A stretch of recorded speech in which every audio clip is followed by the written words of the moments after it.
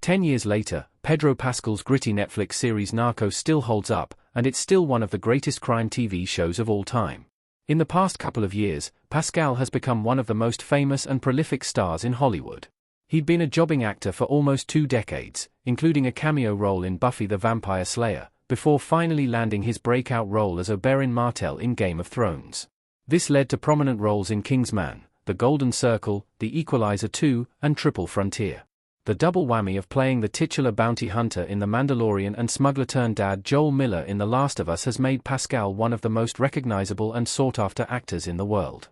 He's since joined the Marvel Cinematic Universe as Mr. Fantastic and worked with such legendary filmmakers as Ridley Scott, Ethan Coen, Ari Aster, and Celine Song. During the Pascal resurgence, his acclaimed Netflix show should have gotten a lot more love. Narcos features one of Pascal's earliest starring roles, and it's a masterpiece of the true crime genre. 10 years later, Pedro Pascal's Narcos is still one of the best crime shows of all time. Narcos chronicles the rise and fall of Pablo Escobar. In 2015, Netflix premiered a new crime drama called Narcos to critical acclaim. Set and filmed in Colombia, it chronicled the rise and fall of drug lord Pablo Escobar, notorious for being the leader of the Medellin cartel, as he became a billionaire through the mass production and distribution of cocaine. The first season charts Escobar's illicit business from the late 1970s to the early 1990s, and follows his interactions with DEA agents and fellow drug lords. It shows how Escobar got his start as a black marketeer before meeting Chilean chemist Mateo "Cockroach" Moreno and building a coke empire. The series shows the investigation into Escobar's operations through the eyes of American DEA agent Steve Murphy, played by Boyd Holbrook, who most recently stole the show as Johnny Cash in A Complete Unknown, who was a real person who consulted on the show.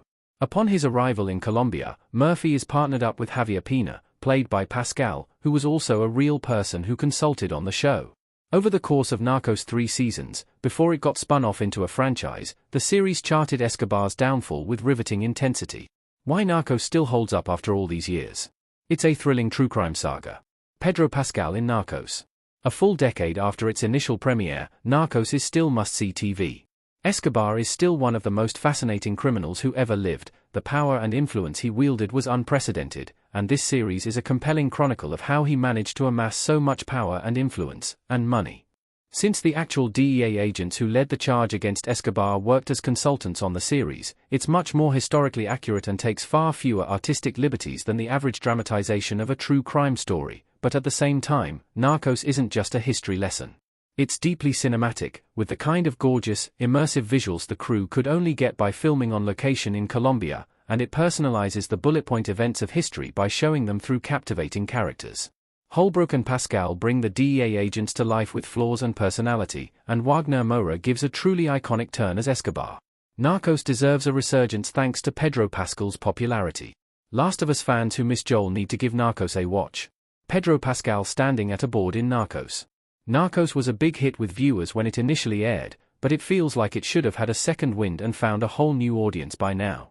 Pascal has become one of the most beloved celebrities on Earth, so there should be a fresh spotlight on his past work.